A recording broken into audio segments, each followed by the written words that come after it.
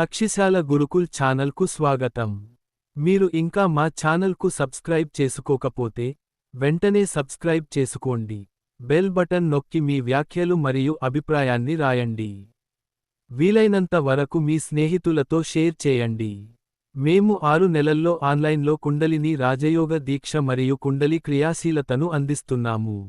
కుండలిని రాజయోగంలో మనం ఏమి బోధిస్తాము? 1 నెలల్లో కుండలినిని మేల్కొలుపుతాము. 2 శాస్త్రాల అధ్యయనం, ఉపనిషత్తు, భగవద్గీత మరియు పురాణాలు. 3 భక్తి యోగ, జ్ఞాన యోగ, కర్మ యోగ, ధ్యానం యోగ, గాయత్రి మంత్ర జపం మరియు రాజయోగ సమాధి. 3వ క్రియాశీలత బోధిస్తారు. 4 18 సంవత్సరాలు పైబడిన స్త్రీలు మరియు పురుషులు ఈ బ్రహ్మ విద్యను నేర్చుకోవచ్చు. సన్యాసులు పాటించాల్సిన 5 నియమాలు: బ్రహ్మచర్యం, మాంసాహారం మానేయడం, మద్యపానం మానేయడం, దుర్గుణాలకు దూరంగా ఉండటం, గుట్కా మరియు సిగరెట్లు మానేయడం. 6 ఉప్పు, పుల్లని మరియు కారంగా ఉండే సుగంధ ద్రవ్యాలను ఆహార నియమంగా తగ్గించాలి. 7 యమ నియమాలను పాటించాలి మరియు జీవితంలో నైతిక విలువలను అవలంబించాలి.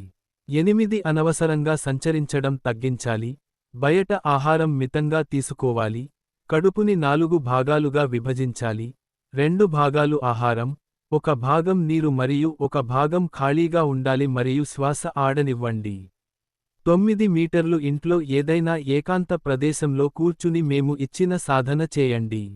సాధనకు సమయం బ్రాహ్మి ముహూర్తంలో ఉదయం 4 గంటలు, సాయంత్రం సంధ్యా విగ్రహ సాధన ఈ సమయంలో 6 నుండి 7:30 వరకు చేయాలి. 10 సాధన చేసే మా పద్ధతి సాధన ఉదయం 4 గంటలకు లేచి, ముఖం కడుక్కోవాలి, తూర్పు లేదా ఉత్తరం వైపు కూర్చోవాలి, పద్మాసన లేదా సిద్ధాసన లేదా సరళాసన చేయాలి, శరీరాన్ని నిటారుగా ఉంచాలి, సాధన సమయంలో శరీరాన్ని వంచకూడదు. అయితే కామం మేల్కొనేలా జాగ్రత్త వహించండి.